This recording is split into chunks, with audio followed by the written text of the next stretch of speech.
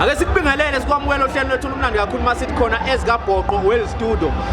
lapho khona sikwethulela abaculi abahle abahlosile nezinsizwa nje eningi esisuke seyidumile kumaskandi njenga namhlanje siphathele insizwa edume kakhulu ku TikTok le insizwa bakubiza ngokuthi umbeje wenzeni umbeje iyona ke insizwa siphethe namhlanje mfowethu izokuchaza nje kabanzi ukuthi sikhuluma ngombeje sisuke sikhuluma ngobani insizwa ke ayisikwamukela kodwa mntana mingaka niyaphila bafowethu igama uXotsana uhambeje umbeje sibonga baye bethu abane data wenzeni umbeje uXotsana umfana uhambeje kakusela abantu abayiqoqa phambi kwasenkulu ngiyathenga emonoto ngiyathenga inkqubo ngale mfowethu abantu abaningi bakwazi ey'nkundleni zokuxhumana bakwazi ku-WhatsApp bakwazi ku-Facebook mfowethu singathi yini efaka umbeje ku-entertainment yini efaka umbeje ku-TikTok sibonile ukuthi mfowethu ziningi kakhulu iy'nkundla zokuxhumana ebezikhona kodwa umbeje simbona ekhula kakhulu ku-TikTok mfowethu igama lakhe likhula kakhulu njengoba labantu bedlula nje bememela kakhulu mfowethu yini efaka umbeje la kwi-media mfowethu kakhulu ngangena kumdlalo kwakumdlalo nje nganakeli lutho bese kwayedumelekela udumo mina angilulandeli ngemuva lona lilandela ngajahile kodwa ngiyibona ukuthi umuntu odumile kanjani ngingakunaki lokho ngiyithatha ngomuntu onjengabanye abantu anganakile ngidumile kwabanye abantu ongangazi ngoba ngithi ngilomo ungathi mfowethu iliphi iqhaza elibanjwe uTikTok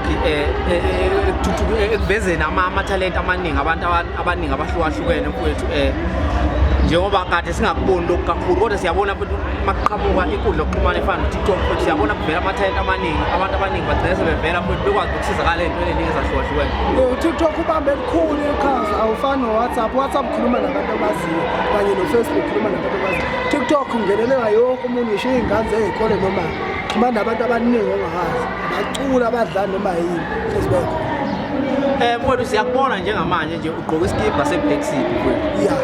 mfowethu okuyi-brand mfowethu esiyibona ikhula imihla namalanga mfowethu uyi-advertise ey'ndaweni ey'ningi ezahlukahlukene singathi kungelinye lamagalelo wakho noma singathi kungokunye kokuhlomula kwakho mfowethu kokuvela kwakho ku-TikTok kakhulu sakubona futhi usuthandwa abantu beveza ukuthi bangakwazi bakusebenzise mfowethu ukwazi ukukhangisa impahla yabo ukusezingeni phezulu uBlack City ungaze ngo-TikTok futhi wabona ukuthi le ndoda iya ngokukhulu kakhulu iyavela isebantwini bethi asizivezele impahla ukuze impahla yethu izohamba nangebali iyahamba iyagqokeka indlu ngendlela okuyona okunye futhi angangidlulisa uma ukuthi usegoli siyakudilivela thina uBlack City so ngikhona la siyakulethela akho charges awuchaja wona siyakulethela mahhala akho lutho okukhiphayo ngenxa ka-TikTok lo ngithi bambe likhulu iqhaza ukuze sazi nawe ngaba umazi umbeje ngenxa ya-TikTok ngiyawubonga nje kakhulu noma ngazi umnikazi wawo kanjani kodwa ngiyawubonga kakhulu udlala enkulu indima yini umuntu bangajikela leyo umuntu uzothi nawe umbeje ngeya-TikTok abantu abangiqalanga ku-WhatsApp ku-Facebook TikTok mfowethu siye sikubona unxila kakhulu ney'nsizwa zikamaskandi kungasho ukuthi uxabene nazo kungasho futhi ukuthi ulwa nazo ungathi uma ubuka umaskandi esikhathini sey'nsizwa ey'fana nomfazi omnyama ukhuphuka njalo uza kowashe elimhlophe ukuze ekhemisi bese ubuka isikhathi samanje sikamaskandi mfowethu uma uqhathanisa umaskandi okudlalwa kulesi sikhathi esidlule nomaskandi odlalwa manje ungathi mfowethu kukanani ukukhula nokubuka kusukela esikhathi semuva umaskandi ukhula ngelinye izinga ngoba usathanda umZulu kuphela thanda yonke umuntu anabelungu obona umcimbi uma ungekho umaskandi sebethatha abaculi bamaskandi ukuze umcimbi wami uzobe yimpumelelo uma kuthi labaculi bayiculela eminye imiculo bayebethi umikisa ngomaskandi ukuze into yabo izoya phambili umculo kodwa ngeke siwufanise nowamanje usuwusizo olukhulu abantu ade becula ngothando baqala laba bamanje bacula banemali manje bayakha imizi bayagana ngomculo laba baqala bakuwuthando ukuthi bedlulise lowo mlayezo ungathi bekubaleke kangakanani ukudluliswa komlayezo ngale kokuthi bafuna ukwenza imali mawungabheka ukujula mfowethu kobheka umuzi bekhuza izimpi benza yonke into akade beyenza futhi ukuzama ukuthi besiza abantu ngomculo bebatawule inkinga abasuke bekizwa kusenzekani uma ukubheka kulo mculo wamanje noma usunemali laba baculela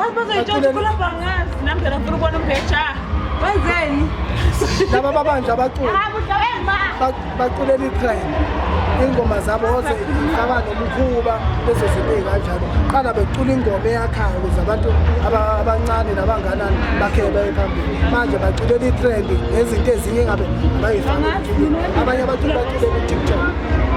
hayi ukuthi mhlawumbe bayakha abanye basuke befuna ukuvela leso sikhathi. Ungathi uTikTok wona ngqo ngokwawo ubambe liphi iqhaza ekukhuliseni umaskandi wabamba liphi iqhaza futhi ekutheni uthi uhlehlisa kancane lokubala TikTok kizo zonke ngicanga ukuthi ama-social media wonke kanjani TikTok usiza kakhulu abantu ngoba ingoma uma ulandela lapho usungazi ukuthi yaba ubona ukukhuthuza obantwana nabadansa ngey'ngoma zabaculi babona TikTok ukukhuthuza umazi TikTok basiza kakhulu.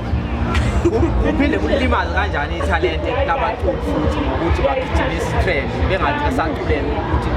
beculela abantu ngomlayezo. Awungiphindela umbuzo wakho mfowethu la usisengqondo. Kubalimaza kanjani abaculi ekugcineleni phansi ithalente labo ngokuthi abaculi bagcina sebegijimisa ukuculela itrend kodwa kungakusajula kakhulu umlayezo njengoba sikubona ngoba qhaphisa nalaba ma ukuthi uculela i-trend into yakho izohamba iphelele lapho ku-TikTok kuba ulinganisa umsebenzi wakho kodwa bengawuthengi abantu wena uculela i-trend bazokwenza ividiyo nje yaziwa ingoma ingaziwa ukuthi kama kwaziwa ngevidiyo ukuthi kama ukukusiza namnikazi womculo ukuthi abanye abantu abazenzela i-TikTok yabakhuphula kodwa mina angenzi ngangoma noma ngilingisa ingoma umuntu yekhuphula futhi akekho umuntu engangacela athi cela ngizethisa ngicane ngifolowa ngazenzela kuzokuba. Ungathi mfowethu umntalapho ubambe liphi iqhaza ekukhuliseni umaskandi kakhulu siyazi ukuthi uvele ngesikhathi sikamgqumeni nomtshengiseni kakhulu wazi wazovela ngesikhathi sikamthandeni nokhuzani la usubona khona ngempela umaskandi ubhidlanga uyaphezulu kakhulu ukuthi khona umuntu ongcofana nayo uhlezi ulindele uma uzokhipha ukuthi uzothini uzomphendula uthini kuyabasiza kakhulu uma ukuthi awuthwani namuntu ugcine kodwa waziwa umuntu ngoba bona khona abacule engingaveza amagama bacula ukudlula laba abathwanayo bacula ukudlula laba abathwanayo ngoba yena akathwani namuntu abantu abaningi bakholela kumntalabo kuphela labantu abakhaya abaculela abantu thothi umuntu akanakekile sithathe ithombe siphume ungathini mfowethu abantu njengamanye abathanda i-black scene mfowethu abakhomba ukukhuthalela mfowethu ukuthi siyeke lokho esikwenza la ukukhuthaza abantu ukuthi abaye ngaphela itolo bayithenga i-black scene nani futhi ngizophinde ngikwazi ukuthi badumele kakhulu kakhulu kilo lonke igoli lapha esikhoseni